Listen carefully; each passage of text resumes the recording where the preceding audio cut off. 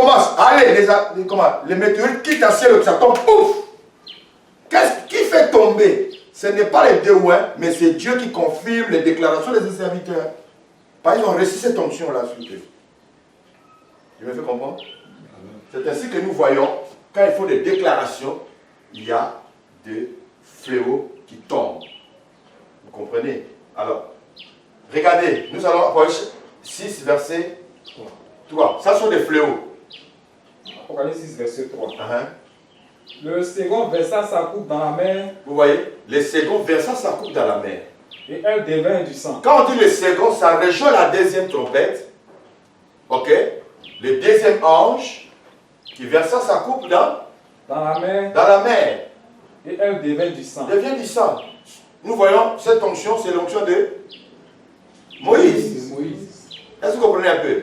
Donc, automatiquement, on comprend que les deux témoins exercent déjà à partir de la première semaine. La première partie d'une semaine, des 70 semaines de Daniel. C'est-à-dire pendant 3 ans et demi. Amen. J'ai démontré ça sur les tableaux tout à l'heure. Donc, pour ne pas être trop long, vous pouvez méditer vous-même à la maison. 3e trompette, voilà la référence, chapitre 8, verset 10 à 11. Dès que ça sonne, voilà les fléaux. Là, il y a des manifestations. Là, il y a des fléaux. Vous allez voir la 3e qui verse la coupe. 4e trompette qui sonne. Vous allez voir, chapitre 8, il y a des fléaux qui s'abattent sur la terre. Chapitre 16, verset 8 à 9, rejoint la 4e trompette. On se comprend bien? Ok, maintenant regardez. Deuxième groupe de trompettes, c'est là où c'est chaud. Là, à partir d'ici, nous sommes déjà dans la moitié d'une semaine des 70 semaines de Daniel. C'est-à-dire, le premier 3e et demi vient de prendre fin. Les 1260 jours, première étape, vient de finir. Dès que c'est fini, net, automatiquement, les deux témoins doivent être tués. Amen. La bête va tuer les deux témoins. Ils vont mourir. Dès qu'il meurt, nous avons étudié une semaine qui reste là. Comment on appelle ça? Pardon, j'ai dit une semaine. Les 3 heures et demie qui restent là, deuxième 3 heures et demie, comment on appelle ça? C'est la grande tribulation. Le silence de 30 minutes. Le silence de 30 minutes. On peut appeler ça la grande tribulation. Mais, je rentre dans le silence de 30 minutes pour démontrer que l'adoration va prendre fin. Nous avons étudié ça, Daniel chapitre 9, le verset 26 à 27. Les dévastateurs. Au milieu de la semaine, l'alliance sera rompue. Amen. Et le dévastateur commettra des choses abominables. Il fera cesser le sacrifice et l'offrande. Amen. Et nous avions vu qu'il y a 10 rois qui vont régner avec la bête. 10 rois qui vont régner avec la bête.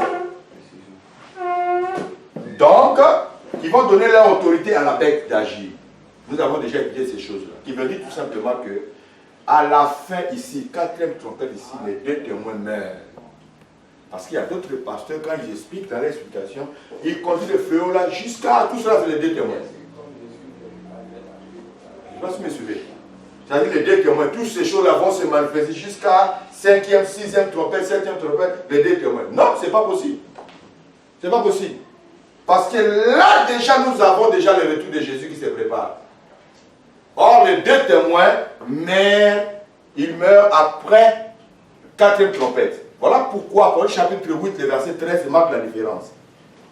Il y a eu 4 trompettes qui ont retenti. Au verset 13, on dit, j'ai vu un aigle qui volait dans les airs et qui disait malheur, malheur, malheur à la terre pour les 3 autres trompettes qui vont suivre. Parce que les 3 autres trompettes seraient vraiment catastrophiques. Or, les 3 autres trompettes là, nous avons la 5e trompette, la 6e trompette et la septième trompette. Donc, dans toutes ces trompettes-là, il faut que les trompettes-là viennent mettre fin au règne de l'Antéchrist et que le Christ se soit installé. C'est comme ça que les choses vont se passer ici.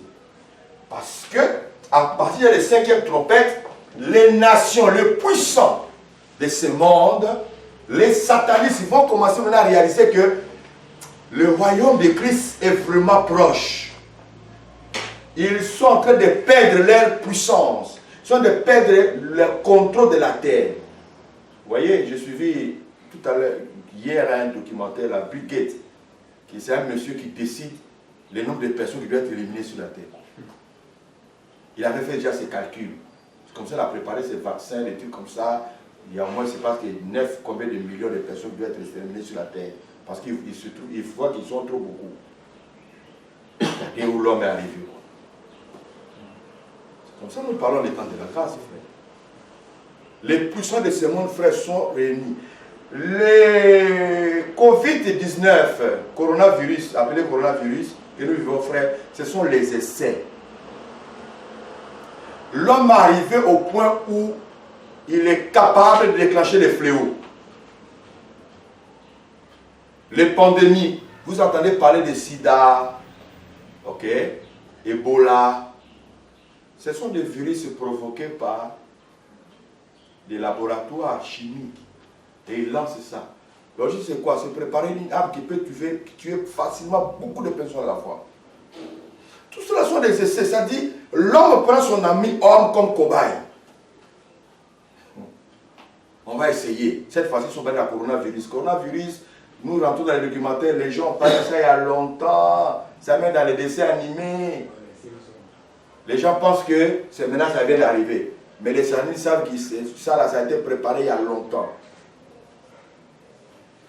L'objectif c'est quoi dans tout ça? Frère, on ne va pas en guerre sans entraînement. On est d'accord? Tu as déjà vu les gens qui se lèvent comme ça. Vous partez où? On s'en va en guerre. Ah! Avec bien armé. Mais tous les armes là, il faut d'abord les exercer. On est d'accord? Il faut exercer ces armes là. Il faut savoir comment ça peut tuer, à quelle distance et tout.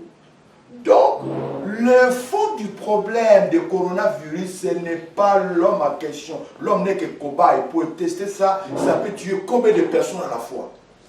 Il y en a encore d'autres. Hier, c'était des pistolets, c'est arrivé des calages. Ils ont vu que non, il faut bombe atomique. Ils ont créé que non, il faut bombe nucléaire, il faut bombe biologique. Tout ça, là, c'est pour préparer l'Armageddon. Des gens de s'entraîner. Et c'est les armes à la destruction massive. Parce qu'il y a une grande guerre qui se prépare. Donc, je reviens ici pour dire que, à partir du cinquième trompette, la cinquième trompette, déjà la situation change. Parce que là, nous rentrons dans notre phase. Alors, permettez-moi, on va mettre une petite pause, le temps de prendre un peu